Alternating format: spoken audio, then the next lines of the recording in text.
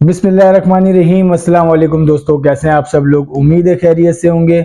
जी दोस्तों, आप लोग देख रहे हैं मेरा यूट्यूब चैनल जवाब दो विद नईम अहमद।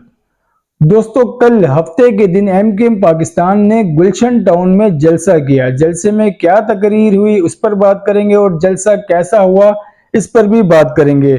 और इसके अलावा जी अनीस मंसूरी साहब के हवाले से भी बड़ी खबर है। क्या खबर है वो भी मैं आप लोग को बताऊंगा।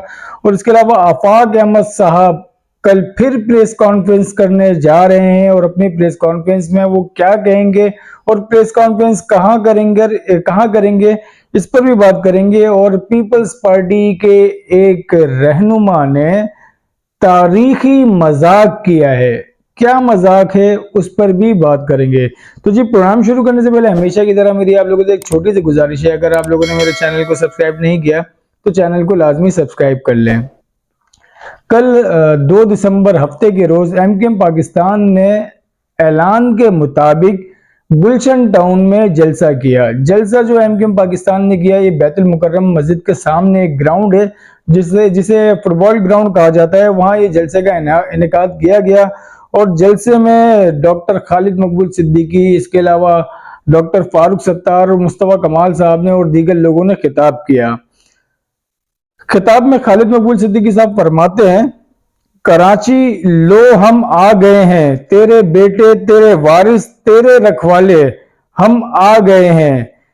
हमने 3 नुकात पाकिस्तान के हुक्मरानों को, पाकिस्तान के काबजीन को दिए हैं। ये 3 नुकात मान लो, वरना कहीं ऐसा ना हो दोबारा 6 नुकात आ जाएं। जो 18वीं तरमीम और 26वीं तरमीम के हवाले से जो कुछ मामलात अभी चल रहे हैं, जो एमकेएम पाकिस्तान जो कुछ स्टेप्स ले रही है, उसके उसके हवाले से उसकी तरफ उन्होंने इशारा किया और कहा है कि हमारे 3 नुकात जो हैं इसको मान लें, कहीं ऐसा ना हो कि 6 नुकात आ जाएं। इसके बाद जी मुस्तफा कमाल साहब ने भी खिताब किया। मुस्तफा कमाल साहब अपने खिताब में फरमाते हैं, ये 2% 35 खानदानों के लोग अपने बच्चे पैदा करते हैं वोट लेने के लिए। अमेरिका लंदन पढ़ने के लिए जाते हैं और यहाँ पर जागीरदार और वडेरों वाली ज़हनियत नहीं जाती। यहाँ आने के बाद भी जो अमेरिका लंदन पढ़ने जाते हैं और 35 खानदानों का कह रहे हैं कि वो उनकी जो जागीरदारों वाली ये सोच है वो नहीं जाती और वो सिस्टम चलाने के लिए आते हैं, करप्शन करने के लिए आते हैं और मुल्क को लूटने के लिए आते हैं। मुस्तफा कमाल साहब ने फिर वही कहा कि हमने जो मसूदा पेश किया है, जो एक किताब टाइप की आप लोगों ने देखा होगा ना, जो अभी आखिरी मीटिंग हुई थी नून लीग से, उसमें वो एहसन इकबाल साहब को दे रहे हैं, उसके हवाले से उन्होंने बात की कि ये हम बनाया हमने, लेकिन ये सिर्फ हमने कराची के लिए नहीं बनाया या सिर्फ सिंध के लिए नहीं बनाया, इसको हमने पूरे पाकिस्तान के लिए बनाया है। पूरे पाकिस्तान की जो आवाम है उनकी दहलीज पे जो है इख्तियारात जाने चाहिए, तो वो मसूदा हम लोगों ने बनाया है। तो इसके अलावा जी डॉक्टर फारूक सत्तार साहब ने भी खिताब किया। डॉक्टर फारूक सत्तार फरमाते हैं, इनफ इज इनफ। जो भी वजीर आला है, आज है या कल है या जो आने का सोच रहा है, उनको मैं कहना चाहता हूं, बस भाई बस, ज्यादा बात नहीं चीफ साहब। फारूक सत्तार साहब कह रहे हैं कि जो अभी मौजूदा वजीर आला सिंध हैं वो, और जो इससे पहले थे और जो अब आना चाह रहे हैं, जो बेताब हुए हैं दोबारा से चीफ मिनिस्टर सिंध बनने के लिए, मैं उनको कहना चाहता हूं, बस भाई बस, ज्यादा बात नहीं चीफ साहब। ये मैसेज क्लियर जाना चाहिए, जो आज चीफ मिनिस्टर है, जो कल थे और जो दोबारा आना चाह रहे हैं, इनकी करप्शन बदउनवानी को लापता कर देंगे। ये कहा है डॉक्टर फारूक सत्तार साहब ने। बस भाई बस, ज्यादा बात नहीं चीफ साहब, इनफ इज इनफ। अब जी बात कर लेते हैं जलसा कैसा हुआ। जलसे के हवाले से सोशल मीडिया पे आप जाके देखें, जो एमकेएम पाकिस्तान के जो लोग हैं, जो उनके चाहने वाले हैं, उनके जो वोटर सपोर्टर्स हैं, वो जो वीडियोस शेयर कर रहे हैं सोशल मीडिया पे, उसमें दिखाया जा रहा है कि एक बहुत बड़ी आवाम की तादाद जो है वो जलसा गाह में मौजूद है और बड़ी तादाद में लोग जो है जलसा गाह में आ भी रहे हैं, खिताब भी चल रहे हैं और ड्रोन कैमरे से भी वो वीडियो के मनाजिर जो है दिखाई दे रहे हैं, फिर लोग झंडे लेके लहरा रहे हैं, औरतें, खवातीन, मर्द, बच्चे सब वहां पे जलसा गाह में मौजूद है। और बड़ा क्राउड जो है, जितने भी एमकेएम पाकिस्तान के सपोर्टर्स हैं उनकी तरफ से दिखाया जा रहा है कि बहुत बड़ा क्राउड जो है गुलशन टाउन के जलसे में मौजूद है। और इसी तरफ दूसरी तरफ अगर देखें, जो एमकेएम पाकिस्तान के मुखालफीन है, जाहिर है एमकेएम लंदन और दीगर लोग जो है उनका ये कहना है, वो जो वीडियो शेयर कर रहे हैं वो अपनी वीडियोस में दिखा रहे हैं कि जलसा गाह जो है वो आगे की तरफ तो लोग काफी ज्यादा नजर आ रहे हैं, लेकिन जलसा गाह जो है वो पीछे से बड़ी तादाद में कुर्सियां जो है वो खाली नजर आ रही हैं। और ये भी दिखाया गया है एक वीडियो में कि जलसा गाह जो जिस ग्राउंड में जलसा किया गया है, उस ग्राउंड में जो जलसे का पिंडाल लगाया गया है वो 50% ग्राउंड के, मतलब जलसा गाह जो है ग्राउंड का 50% एरिया को जलसा गाह बनाया गया है।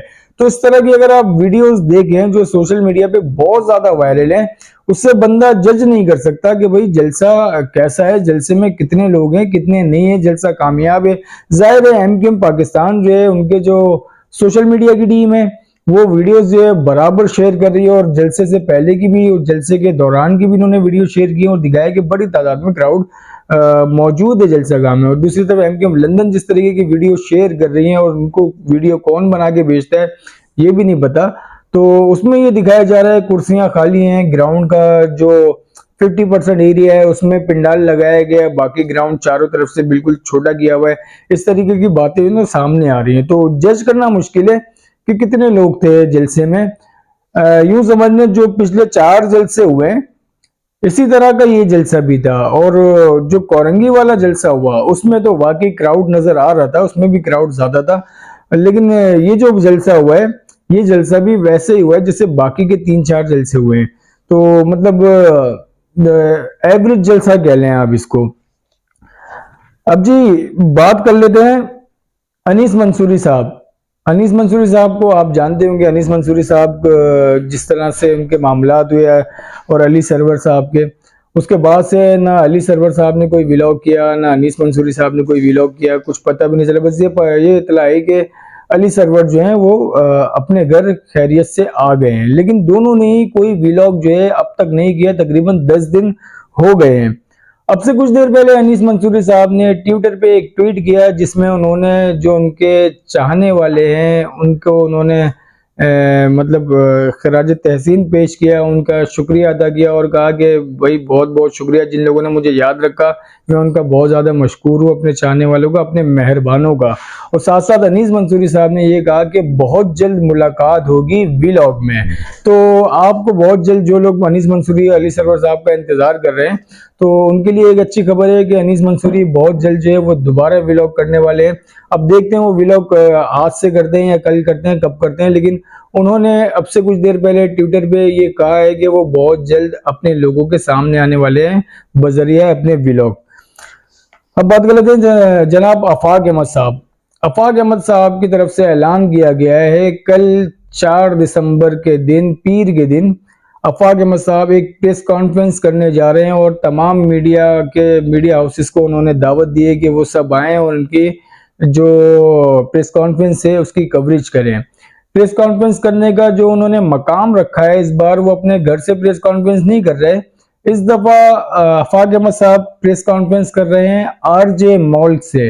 आरजे मॉल गुलिस्तान जौहर में वाक़ है, जहां आप लोग को पता है आज से कुछ दिनों पहले आग लगी थी, आतिशज़दगी का वाकया वहां पेश आया था जिसमें बड़ी तादाद में हलाकतें हुई थी। तो उस मकाम पे कल आफाक अहमद जाएंगे, वहां पे लोगों से मिलेंगे जो मुतासरीन हैं, उनसे भी मिलेंगे, जिनका जानी नुकसान हुआ उन लोगों से भी मिलेंगे, जिनका माली नुकसान हुआ उन लोगों से भी मिलेंगे, और वहां जाकर आफाक अहमद साहब प्रेस कॉन्फ्रेंस करेंगे। प्रेस कॉन्फ्रेंस में वो क्या कहते हैं बाकी वो कल ही पता चलेगा। कल दोपहर 3 बजे का टाइम दिया गया है प्रेस कॉन्फ्रेंस का। अब बात कर लेते हैं जी, पीपल्स पार्टी के एक रहनुमा है शर्जील इनाम मेमन साहब, उन्होंने आज एक प्रेस कॉन्फ्रेंस की। वैसे तो मैंने वो जो प्रेस कॉन्फ्रेंस देखी तो उसमें मेरे लिए कोई खास बात नहीं थी, क्योंकि उन्होंने जो प्रेस कॉन्फ्रेंस की है वो नून लीग के हवाले से की है। उन्होंने नून लीग के हवाले से बहुत सारे बातें की। उन्होंने कहा कि नून लीग जो है वो पूरे पाकिस्तान को नहीं देखती, नून लीग सिर्फ और सिर्फ लाहौर को ही पाकिस्तान समझती है। आप नून लीग से जब भी पूछें कि आपने क्या किया तो वो अपने तीनों दौर जो उनके आए हैं उसमें वो कहते हैं कि हमने लाहौर में ये किया, हमने लाहौर में ये किया। वो ये नहीं बताते कि आपने सिंध में क्या किया, आपने बलूचिस्तान में क्या किया, आपने केपी में क्या किया, या आपने लाहौर के अलावा पंजाब के और दूसरे शहरों में आपने क्या किया। वो ये नहीं बताते। वो सिर्फ ये बताते हैं कि हमने लाहौर में ये किया। ये कह रहे हैं इनाम, शर्जील इनाम मेमन। फिर शर्जील इनाम मेमन कहते हैं कि भाई मैं पूछता हूँ नून लीग वालों से कि आपने जो सेहत का जो इदारे हैं, मतलब अस्पताल वगैरह हैं, उसमें आप लोगों ने क्या किया। शर्जील इनाम मेमन ने फिर एक बहुत बड़ा मजाक किया। शर्जील इनाम मेमन कहते हैं जो सिंध का आप अस्पतालों का निज़ाम देख लें, सिंध जैसा अस्पतालों का निज़ाम और सेहत का निज़ाम जो है वो पूरे पाकिस्तान में कहीं नहीं है। हमने सिंध में जो अस्पताल हैं हमने ऐसे कर दिया, हमने वैसे कर दिया। ओ यार खुदा का खौफ करो, सिंध के अंदर बच्चों को कुत्ता काट लेता है तो उसको वैक्सीन लगाने के लिए भी कुछ नहीं मिलता, वैक्सीन ही नहीं होती। कुत्ता काटने की वैक्सीन जो है वो सिंध में नहीं होती है। आप चले जाएं अब्बासी शहीद हॉस्पिटल चले जाएं, वहां पे आपको पता चल जाएगा। वहां पर अस्पताल के अंदर कुत्ते घूम रहे होते हैं, वहीं पर काट रहे होते हैं और वहीं पर वैक्सीन ही नहीं होती। आपके बच्चे का खुदा ना खास्ता सर फट जाता है, बच्चा गिर जाता है, चोट लग जाती है, आप उसे अस्पताल लेके जाएं तो कहा जाता है जी टांके लगेंगे। टांके लगाने के लिए सुई धागा तक जो है वो शहरी को कहा जाता है कि आप खुद जाके भाई सुई और धागा ले आए और ये रुई कॉटन वगैरह जो थी ये सब चीजें आप खुद लेके आ जाए। तो ये निजाम है सिंध का, ये निजाम है कराची का। कराची के अस्पतालों की बात कर रहा हूँ, बाकी इंटीरियर सिंध का तो आप बात ही ना करें। जो वहां पे हाल है, जो कराची का हाल है, शर्जील इनाम मेमन कहते हैं कि खास तौर पे कराची में आप आके देखें सरकारी अस्पतालों में कैसा काम हो रहा है, वहां का निजाम कैसा है। यार एक एक बच्चा, एक एक शहरी जानता है कि क्या वहां पे कराची के अंदर अस्पतालों में, सरकारी अस्पतालों का क्या हाल है, क्या मिलता है क्या नहीं मिलता, डॉक्टर्स होते हैं या ट्रेनर होते हैं, ये सबको पता है।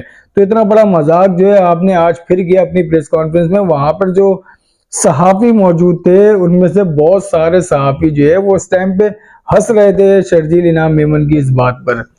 तो जी अब तक कुछ यही खबरें थी और कुछ और भी खबरें उसे अगले व्लॉग पे रखेंगे, या रात को लेट नाइट में व्लॉग करूंगा, या कल दिन में एक व्लॉग करूंगा, उसमें भी कुछ अहम खबरें उस पर ही बात करेंगे। आप लोग को मेरा व्लॉग कैसा लगा अपना फीडबैक लाजमी दिएगा। मुझे इजाजत दें, अल्लाह हाफिज।